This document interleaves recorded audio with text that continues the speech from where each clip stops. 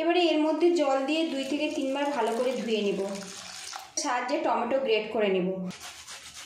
নমস্কার বন্ধুরা, আপনারা কেমন আছেন? আশা করছি সবাই খুব ভালো আছেন, আমিও ভালো আছি। আজকের আমি চিড়ে আর টমেটো দিয়ে দারুণ মুখরোচক একটা নাস্তা রেসিপি আপনাদের সাথে শেয়ার করব। পুরো ভিডিওটি দেখার অনুরোধ রইল। আজকের রেসিপির জন্য এখানে দেখুন একটা ছোট্ট বাটির 1 বাটি পরিমাণে চিড়ে নিয়েছি। যে কোনো চিড়ে দিয়ে কিন্তু এই রেসিপিটা আপনারা বানিয়ে নিতে পারেন। আর এখানে দেখুন মিডিয়াম সাইজে 2টো পাকা টমেটো নিয়েছি, এগুলো আপনারা কম বেশি করে নিতে পারেন। এখানে একটা বোল নিয়েছি, বোলের মধ্যে চিড়েটা ঢেলে দেব। এবারে এর মধ্যে জল দিয়ে 2 থেকে 3 বার ভালো করে ধুয়ে নেব। এদিকে দেখুন বন্ধুরা, চিড়েটা ভালো করে ধুয়ে নিয়েছি। আর একটু খেয়াল রাখতে হবে, চিড়ের মধ্যে ধান থাকে সেগুলো কিন্তু ফেলে দিতে হবে, নইলে গালে পড়লে খাওয়ার সময় ভালো লাগবে না। এইভাবে আমি রেখে দেবো, এতে চিড়েটা কিন্তু নরম হয়ে যাবে। এখানে দেখুন বন্ধুরা, গ্রেটার নিয়েছি, গ্রেটারের সাহায্যে টমেটো গ্রেট করে নেব। আপনারা চাইলে কিন্তু মিক্সিতে দিয়েও পেস্ট করে নিতে পারেন, আমি এইভাবে গ্রেট করে নেব। আর বন্ধুরা, আপনাদের কাছে একটা রিকোয়েস্ট করছি, ভিডিও শুরুতে একটা লাইক দিয়ে ভিডিওটি কন্টিনিউ করবেন প্লিজ বন্ধুরা। রেসিপিটা ভালো লাগলে আত্মীয় স্বজনের কাছে শেয়ার করে দেওয়ার অনুরোধ রইল। আর চ্যানেলে নতুন হয়ে থাকলে চ্যানেলটিকে সাবস্ক্রাইব করে আমার পাশে থাকবেন। এইভাবে টমেটো আমি গ্রেট করে তারপর আপনাদের সঙ্গে দেখা করছি। এদিকে একটা কড়া গরম করে নিয়েছি, এর মধ্যে 1/2 চামচ পরিমাণে তেল দিয়ে দিলাম। তেলটা গরম হয়ে গেছে, এর মধ্যে দিয়ে দেবো পেঁয়াজ কুচি। এখানে একটা মিডিয়াম সাইজের পেঁয়াজ নিয়েছি, তার অর্ধেকটা ব্যবহার করেছি। দিয়ে দেবো কাঁচা লঙ্কা কুচি, ঝালটা স্বাদ মতো দেবেন। দিয়ে দেবো 1 মুঠো পরিমাণে কড়াইশুঁটি। এগুলো আমি হালকা করে ভাজা ভাজা করে নেব। কড়াইশুঁটি আর পেঁয়াজটা হালকা করে ভেজে নিয়েছি। এবারে এর মধ্যে দিয়ে দেবো ভিজিয়ে রাখা চিড়ে, দিয়ে দেবো স্বাদ মতো লবণ, দিয়ে দেবো পরিমাণ মতো হলুদের গুঁড়ো, দিয়ে দেবো সামান্য পরিমাণে ধনেপাতা কুচি, এতে ফ্লেভারটা খুব ভালো আসবে। এবারে এগুলো একসঙ্গে মিক্স করে নেব, আর এইভাবে একটু খুন্তি দিয়ে ম্যাশ করে নেব। এদিকে দেখুন বেশ ভালো করে মিশিয়ে নিয়েছি, পুরটা আমার রেডি হয়ে গেছে। আর এখন কিন্তু খুব সুন্দরভাবে রেডি হয়েছে দেখুন। এবারে এর মধ্যে দিয়ে দেবো ভাজা মশলার গুঁড়ো। ভাজা মশলার গুঁড়োটা দিলে খুব সুন্দর একটা ফ্লেভার আসে। আর যদি না থাকে তো আপনারা সামান্য গরম মশলা পাউডারও ব্যবহার করতে পারেন। ভালো করে মিশিয়ে নিয়েছি, গ্যাসের লিডটা বন্ধ করে দেবো, দিয়ে এটা আবার নামিয়ে ঠান্ডা করে নেব। এদিকে দেখুন বন্ধুরা, যে টমেটো আমি গ্রেট করে নিয়েছিলাম এর মধ্যে দিয়ে দেবো স্বাদ মতো লবণ, দিয়ে দেবো 1/2 চামচ পরিমাণে চিনি। অবশ্যই একটু চিনি দেবেন, যেহেতু এখানে টমেটো টক আছে, চিনি দিলে স্বাদের ব্যালেন্সটা কিন্তু খুব সুন্দরভাবে রেডি হবে। দিয়ে দেবো সামান্য পরিমাণে গোটা জিরা, গোটা জিরার পরিবর্তে আপনারা কিন্তু কালো জিরাও ব্যবহার করতে পারেন। দিয়ে দেবো সামান্য পরিমাণে চিলি ফ্লেক্স, দিয়ে দেবো সামান্য পরিমাণে ধনেপাতা কুচি, দিয়ে দেবো 1/2 চামচ পরিমাণে সাদা তেল। এবার এগুলো ভালো করে মিক্স করে নেব। এদিকে দেখুন ভালো করে মিশিয়ে নিয়েছি। এবারে এর মধ্যে গমের আটা দিয়ে দেব, দিয়ে একটা ডো বানিয়ে নেব। এখানে যতটা টমেটোর পেস্ট নেবেন সেই মতো কিন্তু আটাটা নিতে হবে। আটা বেশি স্বাস্থ্যকর, তাই আমি আটা ব্যবহার করছি। এবার এগুলো আমি হাত দিয়ে ভালো করে মাখিয়ে নেব, আর এর মধ্যে কোনো রকম আমি জল ব্যবহার করব না। এদিকে দেখুন ডোটা কিন্তু রেডি হয়ে গেছে। এবারে ছোট ছোট করে লেচি কেটে নেব, খুব কিন্তু বেশি বড় করব না। এখানে আমি ছোট ছোট করে লেচিগুলো কেটে নিচ্ছি। এখানে দেখুন লেচিগুলো কেটে নিয়েছি। এবারে এগুলো আমি হাত দিয়ে একটু গোল করে নেব। আর বন্ধুরা, যদি হাতে লেগে যায় তো সামান্য আটা ব্যবহার করতে পারেন কিংবা তেল ব্যবহার করতে পারেন। এদিকে দেখুন আমি গোল করে নিয়েছি। এবারে এইভাবে একটা বাটি বানিয়ে নেব। অনেকে আলুর নাস্তা খেতে একটুও পছন্দ করেন না, এইভাবে কিন্তু চিড়ে আর আটা দিয়ে টমেটো দিয়ে এই নাস্তাটা একবার বানিয়ে খেতে পারেন।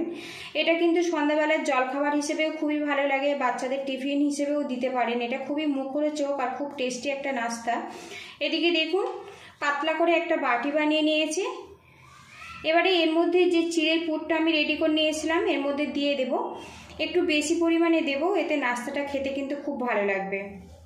এবারে চারিদিক থেকে মুড়ে নেব, আর একটু খেয়াল রাখতে হবে যেন পুরটা না বাইরে বেরিয়ে আসে। আর এখানে বন্ধুরা আমি কড়াইশুঁটি ব্যবহার করেছি, আপনারা চাইলে কিন্তু সামান্য গাজরও দিতে পারেন, সামান্য বিনসও দিতে পারেন। যেটা বাচ্চারা পছন্দ করে সেই সবজিগুলো আপনারা অ্যাড করতে পারেন। এদিকে দেখুন একটু পাতলা করে চ্যাপটা করে নিয়েছি। একটা নাস্তা কিন্তু আমার রেডি হয়ে গেছে, দেখুন কত সুন্দরভাবে এটা রেডি হয়েছে। এর মধ্যে টমেটো পেস্ট দেওয়া আছে, ভাজার পরে কিন্তু অনেকটা কালার বেরিয়ে আসবে। এখন যেহেতু একটু হালকা হালকা লাল লাল কালার হয়েছে, ভাজার পরে কিন্তু পুরোপুরি লাল হয়ে যাবে। আর এটা খেতে কিন্তু এক্সট্রা করে কোনো রকম চাটনি বা সসের প্রয়োজন হবে না। এবারে এটা রেখে দেব, আরও একটা গোল করে নেব। আবারও কিছুটা মিশ্রণ দিয়ে দেব এর মধ্যে। এখানে আমি মিশ্রণের পরিমাণটা একটু বেশি রাখছি। আবারও মুড়ে আমি একইভাবে রেডি করে নেব। এই নাস্তা বানাতে বন্ধুরা এক্সট্রা করে কিন্তু দোকান থেকে কিছু কিনতে হবে না, ঘরে থাকা উপকরণ দিয়ে খুব ঝটপট বানিয়ে নিতে পারেন। আর এটা এতটাই টেস্টি বন্ধুরা, চপ সিঙ্গাড়া কাটলেট খাওয়া কিন্তু ভুলে যাবেন, এটা এতটাই টেস্টি। একবার এইভাবে বানানোর অনুরোধ রইল, আর বাড়িতে বানালে অবশ্যই কিন্তু কমেন্ট করে জানাবেন। তো দেখুন আরও একটা রেডি করে নিয়েছি, এইভাবে সবগুলো রেডি করে নেব। এদিকে দেখুন বন্ধুরা, সবগুলো নাস্তা কিন্তু পুরভরে আমি রেডি করে নিয়েছি। আর এখন দেখুন লুকিংটা কত সুন্দরভাবে রেডি হয়েছে। অনেক বাচ্চা একঘেয়েমি রুটি পরোটা খেতে কিন্তু পছন্দ করে না, এইভাবে কিন্তু বানিয়ে দেওয়ার অনুরোধ রইল। এদিকে একটা তাওয়া গরম করে নিয়েছি, এর মধ্যে 1 টেবিল স্পুন আমি সাদা তেল দিয়ে দেব। আজকের নাস্তাটা আমি শ্যালো ফ্রাই করব। তেলটা ভালো করে তাওয়ার চারিদিকে লাগিয়ে নেব, আর তেলটা ভালো করে গরম করে নেব। তেলটা গরম হয়ে গেছে, এর মধ্যে একটা করে নাস্তা দিয়ে দেব। আর গ্যাস রেটটা একদম মিডিয়ামে রাখবো, রেখে ধীরে ধীরে এগুলো ফ্রাই করব। সবগুলো নাস্তা আমি এর মধ্যে দিয়ে দেব। গ্যাস রেটটা মিডিয়ামে রেখে একটু ধীরে ধীরে ফ্রাই করব, তাহলে ওপর থেকে অনেক বেশি মুচমুচে হবে আর খুব সুন্দরভাবে এটা রেডি হয়ে যাবে। এবার এটা আমি উল্টে দেব। বেশ কিছুক্ষণ ফ্রাই করে নিয়েছি। আর দেখুন বন্ধুরা, এইরকম কালার করে কিন্তু একটু ফ্রাই করে নিতে হবে।